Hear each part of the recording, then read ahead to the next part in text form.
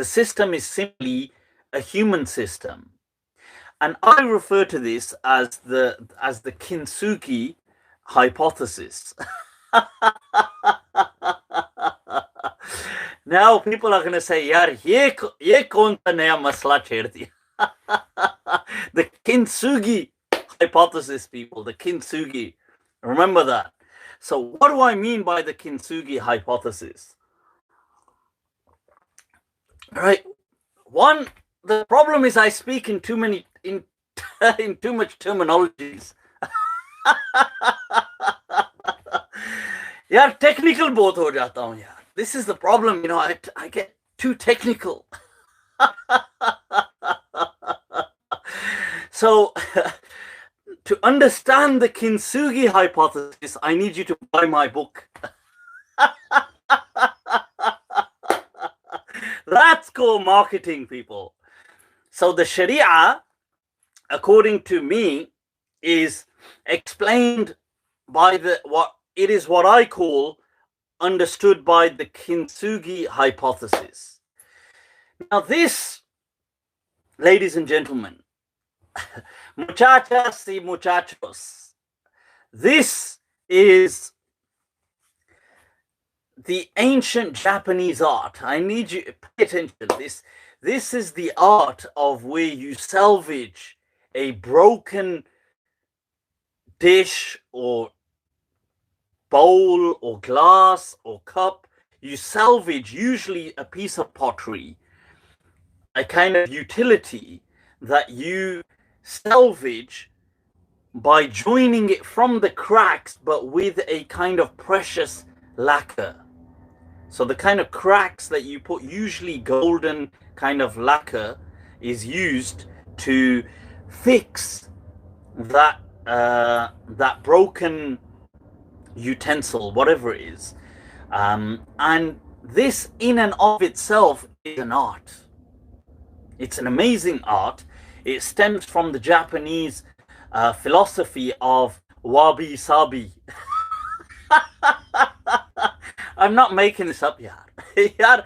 When I say these things, maybe you might think that is Mufti just making this stuff up right there.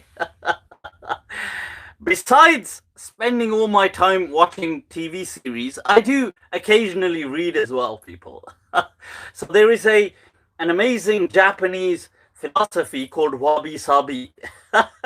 Not the wabi, not the wobbler wabi. Wabi. This is wabi. This one, wabi-sabi. This is true, by the way. I'm not making this up. So the philosophy of wabi-sabi, it refers to seeing beauty in frailty, in decay, in broken kind of aspects of life. Why? Because these things are human, all too human. These are, and they can be beautiful from a perspective. You see, because the old Eurocentric way of seeing beauty is all about symmetry, and it's about attempted perfection. But the Japanese philosophy of wabi-sabi, of our wobbler brothers,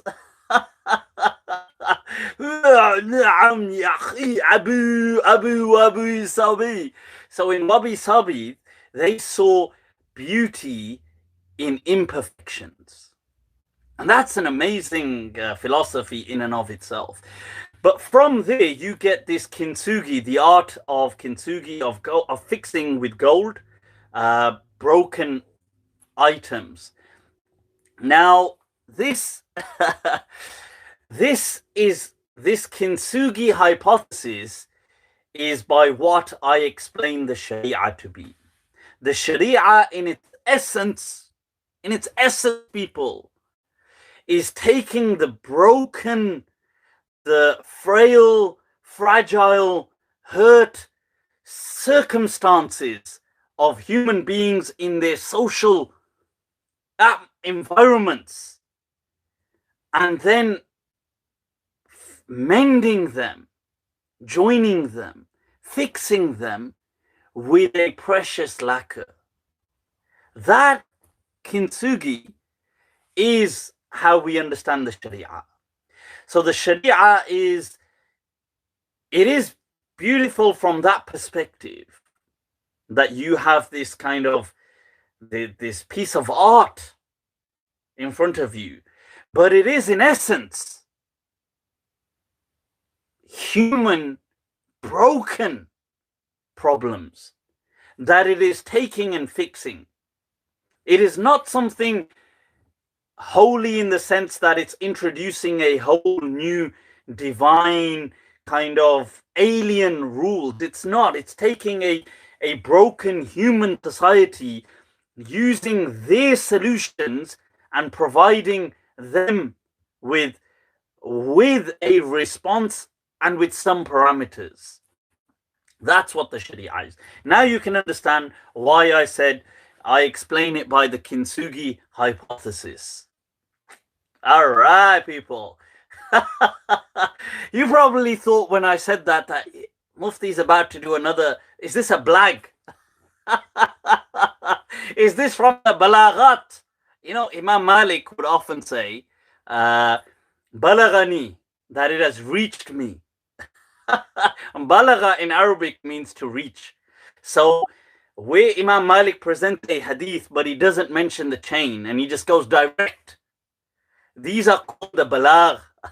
The balaghs of Imam Malik, the balaghat. So just in case you thought I was doing a balag,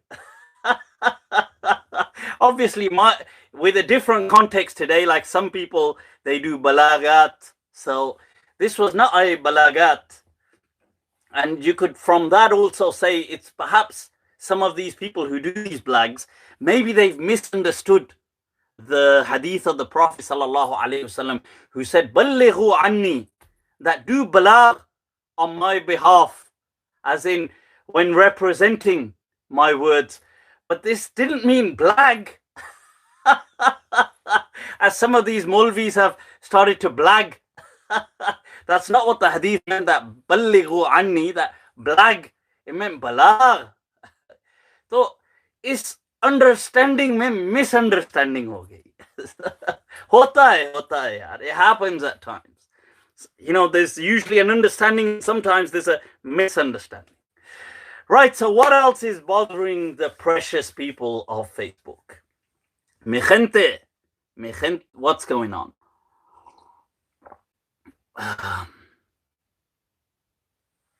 Luqman is saying, be true to yourself. Video, can you end this live with a similar motivational message? Oof. We'll have to see. We'll have to see, people. You know, sometimes you have to be in the right mood. You have to be in the right element.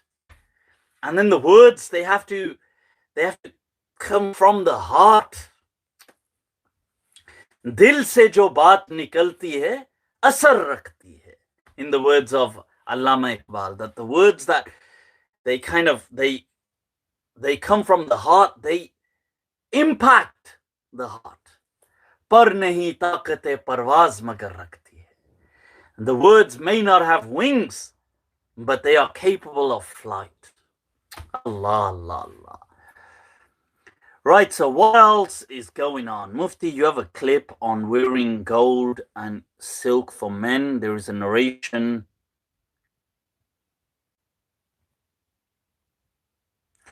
Where the Prophet holds gold and Ummah and says this.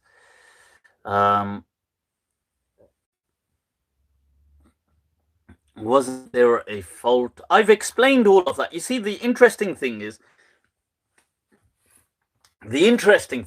you've watched my clip, yet not watched my clip. Yaar, dukh hota hai. You know the Buddhist concept, dukkha. There's dukkha in this world, dukkha. There's just sorrows, and that's what I get afflicted by when I hear these things, that you watch my clips, but yet you don't watch them. It's dukkha, people, dukkha. You need to rewatch my clips. Otra vez. So, ves y otra vez. time and time again, people. So in there, I actually explained my understanding of the hadith, that yes, the Prophet sallallahu alaihi wasallam, if he said that, what he was trying to refer to, this was simply an encouragement to stay away from a culture that was quite alien to the Arabs. You have to understand that. You see, the mistake people make today is they want to think about Islam, they want to think about the lifetime of the Prophet, about the companions, they want to think about these things. Right, I'm live again. There's a subtle connectivity issue. I was actually worried that there may have been an issue. I was on the phone today for hours, god damn, almost 2 hours to the internet provider, Virgin, a nightmare. They duped me into switching broadband providers, and now they've been playing up and they've been impossible to get hold of. So I've been assured that hopefully things will be fixed tomorrow. So I was in two minds about postponing today's session, but I thought, tawakkulan ala Allah, let's do it. So hopefully it'll be okay. Right. Must be some native. I don't see it as disrespect. I don't know what that's talking about. No lo sé, no lo sé. I don't know, people. La adri. What are some questions? Yes, so the thing I was trying to explain is you have to understand the background of where the Prophet sallallahu alaihi wasallam was speaking from. Okay? And I would really advise anybody who's serious about Islam. You see, Muslims are of two kinds, people. Since I'm giving you terminologies, I'll give you a few more. Muslims in my book are of two kinds. There's Muslim with a capital M and Muslim with a regular M. Allah. People, I'm taking you into the mind of a mufti here. So bear with me. You see, all Muslims and some maybe people who ain't even properly Muslim anymore, but were from a Muslim background, are Muslim with a regular M. That simply means that you are Muslim from a cultural, identitarian, ethnicity perspective. If Islam is a kind of ethnicity, if I can extend it to include that, to mean that, that sense, the 1.8 billion Muslims with a regular M are Muslim like that in the world, meaning that they identify kind of like ethnically as a Muslim. So meaning they see diet, food, maybe some kind of cultural clothing, things like that, and they may be concerned. Now, from this category of people, you may get people who are concerned about Islam, but really Islam for them is nothing more than an ethnicity. So they may fight for the rights of Islam, but to them, fighting for the rights of Muslims is akin to fighting for racial rights. And I'm not dissing this. I think that's good, fine. People should do that. But that's all it really is for them. So, for example, they could be fighting for racial rights, but they happen to be fighting for rights that help you identify as a Muslim. Now, then there's Muslims with a capital M who actually are interested, whatever that may mean, but are interested in the message of Islam. That what was Islam about? To them, this is a deeper message. It's not just an ethnicity. It's not just a tribalism, a sense of belonging, but it's a journey to the unknown, maybe. It's a discovery. It's a reconnecting with God. To these people, they are on a path of inquiry, that they will be seeking things, they will be trying to learn things, they will be asking questions about their lives, sometimes from other people, sometimes as a soliloquy. Okay, they will be asking themselves, asking these questions out aloud. That what is this? Why am I here? Why does God want this? So these people, to them, Islam is it's a much deeper connection. Even though ironically, to some of them, the apparent connection may not, like the ethnic connection, may be important or it may not be important. So if it's not that important, then it may seem quite weird to some people, because they think, well, how come this person doesn't dress like that, or this woman doesn't dress in this particular way, or she doesn't wear a head covering, or she doesn't do this, or... But yet their inner connection is so much more profound. Okay.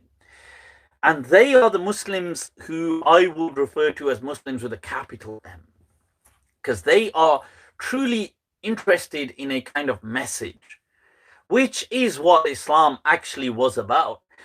But by extension, Islam was about the other thing as well. I mean, it was about a sense of belonging. I'm not to deny that. But I think that's a secondary purpose. And hence it caught everyone. But the primary purpose is a difficult one. So